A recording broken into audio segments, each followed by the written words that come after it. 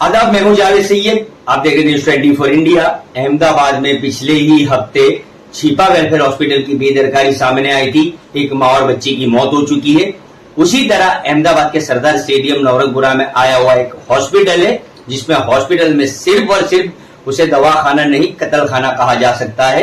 एक कर्मचारी है, वार्ड बॉय है, जो पूरे मामले का खुलासा करेंगे। हॉस्पिटल में किस तरह दर्दियों को आईसीयू में मारने में आता है, उसके अलावा किस तरह जो दर्दी के जूने कपड़े होते हैं, वो नए कपड़े को जूने कपड़े समझाकर पहनाया जाता है। उसके काफी सारी जो हॉस्पिटल की बातें हैं, जो ढाक पिछोड़ा है, पूरा पर्दाफाश करेंगे। हमारे साथ है वार्ड बॉय, सीधे उनसे बात करेंगे।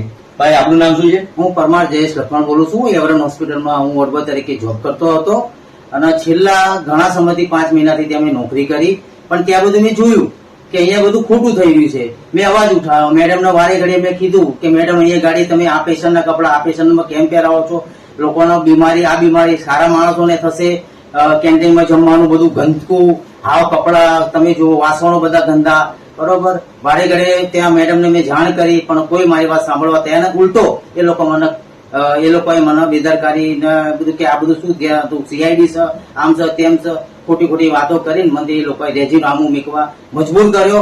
મને કે તું એ નોકરી કરવા આવે છે કે સીઆઈડી કરવા આવે છે, એમ કરીને મને એ લોકોએ ઉશ્કેરી મને એ લોકોએ કાઢી મેલ્યો। અને એ લોકોનું વિશે હું બહુ બધું જાણું છું અને એટલા માટે હું મીડિયા સમક્ષ હાજર થયો છું। શું જાણો છો, શું ચાલે છે હોસ્પિટલની અંદર? એવું ચાલે છે કે પેશન્ટોને રાતે બાંધવામાં આવે છે અને એ લોકો પર હાથ ચાલાકી કરવામાં આવે છે અને ત્યાંના સીસીટીવી કેમેરા મેં મારી ઈચ્છા એવી છે કે લોકો જોવે અને તપાસ શરૂ કરે।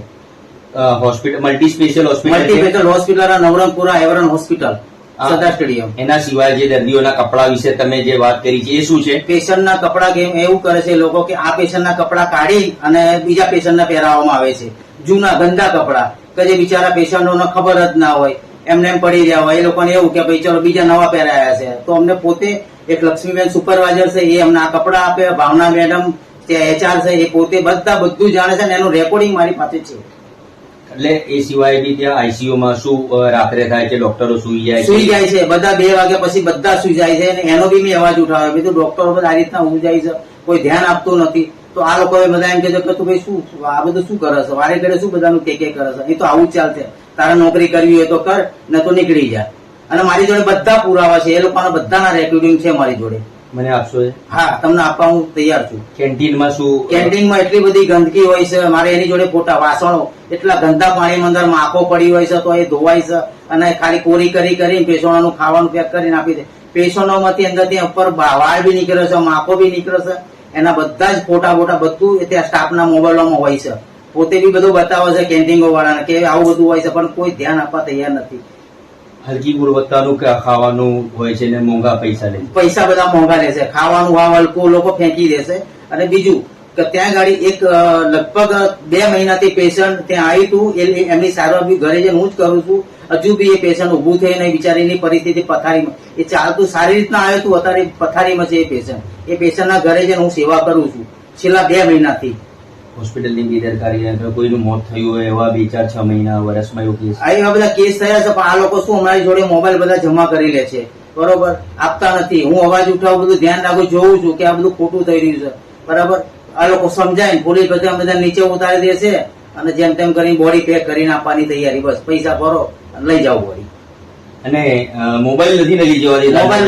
મોબાઈલ બધા જમા કરી દેશે ત્યાં, મોબાઈલ કોઈને એલાઉડ નથી। અને તમે આ કયા કારણોસર હોસ્પિટલનો પર્દાફાશ કરવા માંગો છો? આ બધું જે ખોટું થઈ રહ્યું છે એના, પેશન્ટો પૈસા આપે છે, સારું થવા માટે આવે છે, પણ આ લોકો શું કરે છે, ગંદા કપડા જે એ લોકો બીજા પેશન્ટના કઢાવે છે, એ ત્યાં પહેરાવે છે, એ બંધ કરે। ત્યાં ખાવાનું એટલું ગંદુ આવે છે, ત્યાં ગાડી બધા ખોટા લૂંટવામાં આવે છે અને કોઈનું કોઈ ત્યાં કોઈ ધ્યાન આપતું નતું। રાતે બધા સુઈ જાય છે અને એ સાબુ છે કેમેરા ત્યાંના, 2 વાગ્યા પછી બધા સુઈ જાય છે। આખો સ્ટાફ બધા એકબીજાના કોઈ મન ફાવે એમ બધા કામ કરતા હોય છે, પેશન્ટની કોઈ ધ્યાન આપતું નથી અને રિલેટિવને બધાને નીચે ઊંઘાડે છે, કોઈ ઉપર હોતું નથી। ખાલી જનરલ વોર્ડમાં એક વ્યક્તિ હોય છે, ખાલી વીઆઈપીમાં કોઈ ઉપર આઈસીયુમાં કોઈ ધ્યાન આપવા તૈયાર નથી। ડિલક્સ નું, વીઆઈપી નું કેટલું ભાડું છે ત્યાં ગાડી? ડિલક્સ નું એ બધા આ લોકો, મને એવું લાગે, અમે 2-3 વખત જાણ કરી કે ભાઈ આ લોકો પણ કંઈક 9-10 હજાર રૂપિયા એ લોકો બિલ લેતા હોય છે, કઈ 24 કલાકનું। અને વીઆઈપી નું 50 વીઆઈપી ની વધારે પડતા પૈસા હોય છે. મેં જાણી કે લોકો એવું કહેતા હોય છે કે 30,000 ને 20,000 એવું બધું બોલતા હોય છે, પણ પૈસાની લૂંટ છે આ હોસ્પિટલની અંદર, ખોટી ખોટી લૂંટ છે. તમે કેમ હોસ્પિટલના સામે પડ્યા બાયો ચડાઈ? બાય તો એટલા માટે કે ખોટું ત્યાં થઈ રહ્યું હતું, એટલે મેં વારે ઘડે જ્યાં આના શું લોકો પૈસા આપે, લોકો સહન નતું થતું મને, બરોબર. લોકો ત્યાં સાજા થવા માટે આવે છે, એની જગ્યાએ લોકો બીમારો થઈ જાય છે, મને એવું દેખાતું હતું. આઈસીયુ માં શું થાય છે? આઈસીયુ માં પેશન્ટોને આ લોકો સ્ટાફ લોકોને જો સૂવું હોય ને એટલે એ લોકો હાથ ચાલકી કરતા હોય છે. મેં મારી નજરે આંખે જોયું.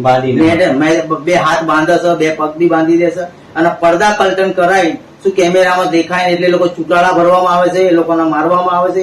અને એ બી મેં મેડમને જાણ કરી હતી કે મેડમ આવું બધું થાય છે, પણ એ મેડમ વારે ઘડે એમ કે છે તારે શું કરવાનું છે, તું અહીં નોકરી કરવા આવે છે કે સીઆઈડી કરવા આવે છે? મને તો એવું લાગે છે કે તું એ બધાની ધ્યાન રાખવા આવ્યો છે. અને બીજું કે ત્યાં એક અટેન્ડન્ટ છે, એ બીજા એક અટેન્ડન્ટ છે, એમ લફડું ચાલે છે ત્યાં ગાડી. એ ખુલ્લે મને તારીખ બી યાદ છે કે 6મા મહિનામાં 7મા મહિનામાં એક બેનને માર્યા એ વોર્ડ બોય જાહેરમાં. મેં એવી કમ્પ્લેન કરી કે બેન આ રીતના હાથ ચાલકી થઈ રહી છે, કાલ મર્ડર થઈ જશે તો આ બેનનું. પણ કોઈ એવા માણસોને ત્યાં રાખવામાં આવે છે, સુપરવાઇઝરને કશી ખબર પડતી નહીં, એવા માણસોને રાખવામાં. તમારી માંગણી શું છે? મારી માંગણી એક જ છે કે ત્યાં બધું સુધરી જાય અને સારી રીતના હોસ્પિટલ ચાલે. આ અંગેની જાણ તમે મેડિકલ કાઉન્સિલ કોઈને અરજી કરવાના છો કે કરી? હા, હું લડીશ. હું છેક લાંબો સુધી જઈશ, જ્યાં સુધી જવાશું ત્યાં સુધી જઈ આ લોકોનો પડદો પાસ કરીશ. મારી જોડે એના થોડા પુરાવા છે, અને હજુ બી હું બધી જાણકારી લઈ રહ્યો છું, અને આ હોસ્પિટલના હું બહાર પાડીશ. કોઈ દલિત નેતાને બી હું બધાને મળીશ. હું જિગ્નેશ મેવાણીને બી મળવાનો છું. હું છેક ઉપર સુધી જઈશ અને આ લોકોને હું આગળ લાવીશ ખરા. तो खास करके बात ये है कि हॉस्पिटल में जिस तरह के गोरख धंधे चलते हैं, जो वार्ड बॉय है फिलहाल सामने आकर हॉस्पिटल के सामने उसकी जो पर्दाफाश किया है, तो खास करके बात यही कि महंगे अस्पतालों में जो लोग जाते हैं, मेरे ऑनर करने का, टेलीकास्ट करने का सिर्फ मकसद यही है कि बड़े बड़े हॉस्पिटल में हम जाते हैं कि 50,000, 60,000, लाख रुपया तक हम पैसा देकर हमको ऐसी फैसिलिटी मिलेगी, लेकिन आप सच्चाई ये जान चुके हो कि बड़े बड़े हॉस्पिटलों में इस तरह दर्दी को मारने में आता है, आईसीयू में हाथ और पैर बांध के मारने में आता है, और उसके अलावा भी हल्की गुणवत्ता का, लो क्वालिटी का खाना देने में आता है. देखते हैं अब इस ऑनर होने के बाद, ये टेलीकास्ट होने के बाद, ये हॉस्पिटल और ऐसी कितनी ही हॉस्पिटल है जो अपने परिवारजन इनको अच्छा करने जाते हैं, लेकिन वहां पेशेंट की मौत हो जाती है. इन हॉस्पिटल पे एक्शन सरकार और मेडिकल काउंसिल कब एक्शन लेता है, देखने वाली बात है.